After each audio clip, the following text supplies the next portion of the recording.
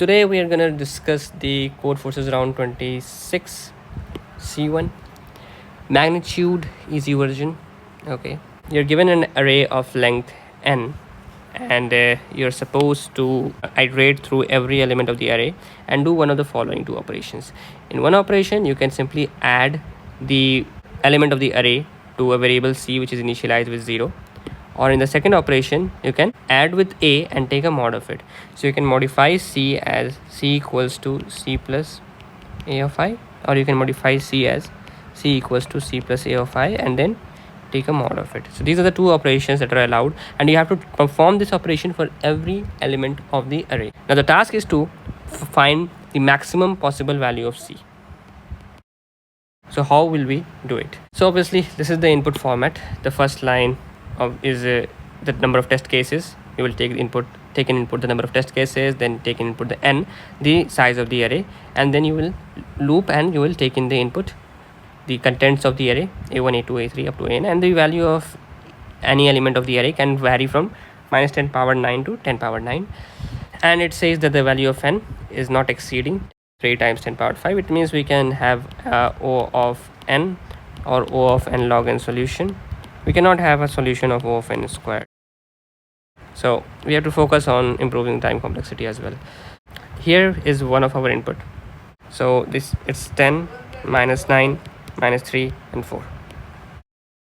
If we initialize c with 0, when iterating over the first element, the value of c will become 10.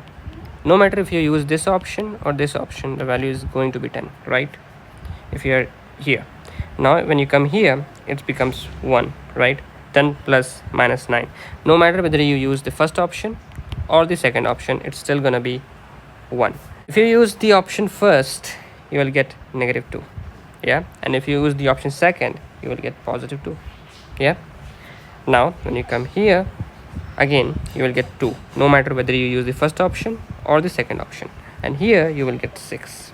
Okay, so obviously 6 is the maximum value that you can get, right? So the output for this one is 6. Option 2. So when to use the option second? Yeah, in this array I'll say that there is no use of option 2 because the value of c will never become negative. If you start from here, the value of c is 5 because initially it is initialized with 0, right? Now if you come here, the value of c will become 5. If you come here, the value of c will become 7, no matter whether you use the option 1 or 2. So there is no difference. When you come here, the value of c will become 13. When you come here, the value of c will become 10. When you come here, the value of c will become 8, and 8 will be your output. You see, it's the prefix sum actually. This thing that I've written down here is the prefix sum of a.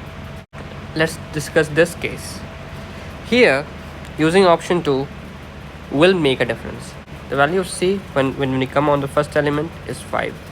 When you come to the second element, it's going to be 7. When you come to the third element, it's going to be 1. Now, remember here, again, using option 1 or option 2 at this element makes no difference because after adding this to the c, the outcome is positive, so it doesn't matter. Yeah, when we come here, it becomes minus 2, or you can make it 2, right? This thing is using the option second. You can make it 2, or you can let it be minus 2. Now you can make it minus 4, or if you use this option second over here, you will get a plus 4, right? So this is gonna be final output. So we use option second only when c plus a of I is becoming less than 0.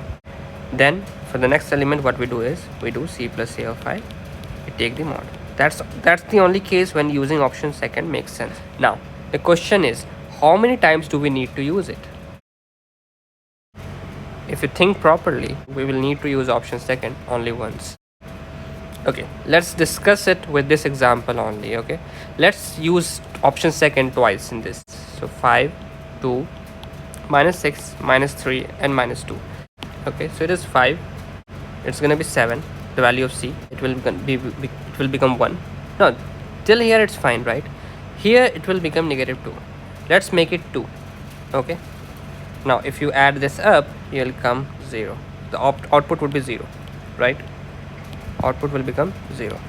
But this is not the correct output, right? You could have got 4 as the final output. You have to print the maximum value, right? Print the max value. So 0 will not be the correct output. So what I mean here is, like, you have to use the option second only once. So let's discuss the reason why. Okay, so suppose this is your x-axis and above is the positive values and below is the negative values. Okay, so let's say the value of c is here, then we keep on adding something. Okay, then something subtracted. It doesn't matter whether you use option 1 or 2 in here, but once suppose a very negative element comes, the value of c comes to here. Okay, let's join these for a better understanding. This is how the value of c is varying. Okay, now someone comes along and says, okay, why don't we use the option second in here? So if you use the option second in here, what will happen? It will just grow up till here. It will just double up. Suppose the value of c was -5, it will become a +5, isn't it? So we used one time. Now let's say we keep moving again. Now the value of c comes down here, then it goes here, then again it comes down here. Okay, so let's connect them. Now obviously if this is your last element, you will again make it go up, right? You will use it here as well, right? So maybe you will come here, yeah, and this is gonna be your final answer, right? But is it the maximum value that you could have got? No, this is not the maximum value that you could have got. See, you have used it twice, over here and over here. Option 2 has been used twice. What if you would have used it only once? So if you would have used it only once, this rise would not have taken place and this blue thing would have been further down. Let me show you how it would have looked. It would have looked like this now. Okay, now instead of it becoming only this value, it will become this. Like, it would have become a lot bigger, right? A lot bigger, because this would have, like, this is still more negative than this value, right? So it would have become a lot bigger value. So that's how you will print the maximum value of c. So use option second only once. Otherwise it's just a prefix sum that we have to find. So my approach to doing this question is find the prefix sum array. So here is the example of using how we use the prefix sum. The array is given right over here. This is my array, and this array is consisting of 8 elements, and this is the prefix sum of the array. So we keep on adding the element of the array to get to the next element. So this is our prefix sum. You can check that out. I've just plotted the prefix sum over here on a graphical representation. So it's a graphical representation of the prefix sum. So these are the various different elements of the prefix sum that I've got. Now I have used the option 2 twice. As you can see, the red lines, the jump from the negative to the positive, is when we have used the second option. Okay, so when I have come to a negative value, when the value of c is -5, I made it jump to +5. Now -5 happens here, yeah. Okay, now after that I made it +5, yeah, just like here. Now adding -1 to it will make it 4, then adding 1 to it will make it 5, then -6 will make it -1. Now obviously I will use the option second again to make it 1 again. So our final output here is, in this case, is 1.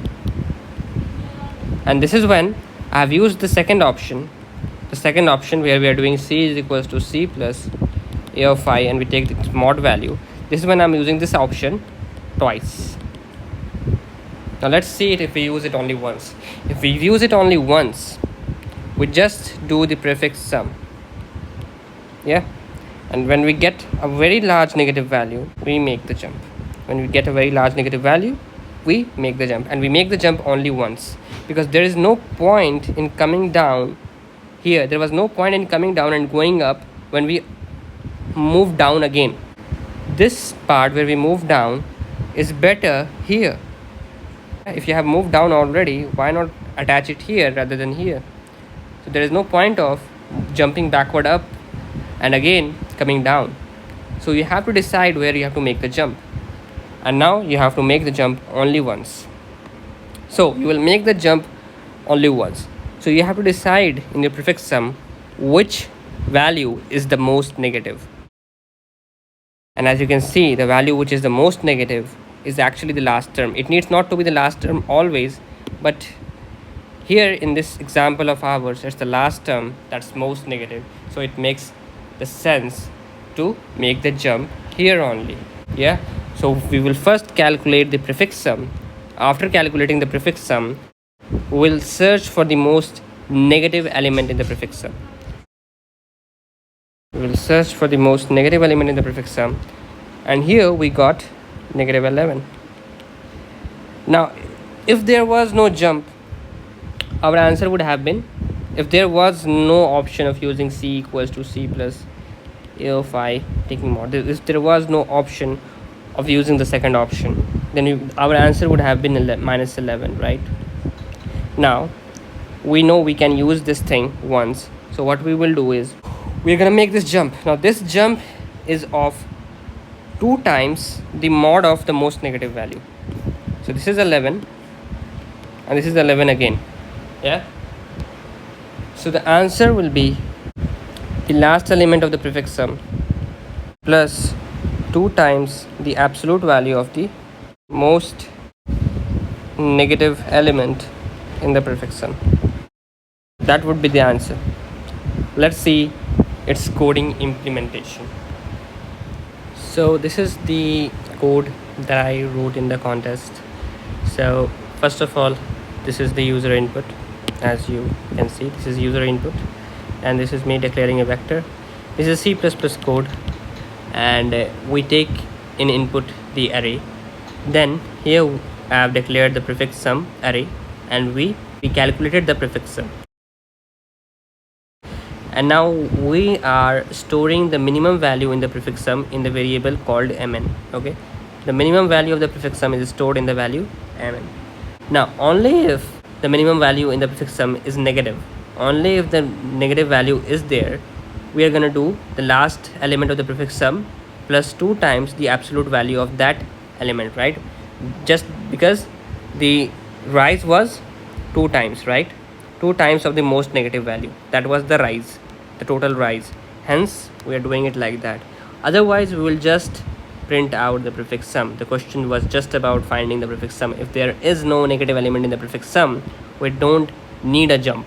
We need a jump only if there is a negative value, and we need the jump only once, and we will jump only when the value is the most negative, because we have to jump only once. I've explained why we have to jump only once, right? There is no point in coming up and down, because the thing that we are concerned about is magnitude. Either go down and become really negative, or go up and become really positive. Yeah, so we will use that option only once, the option of using the absolute value. Hope it helps. Thank you.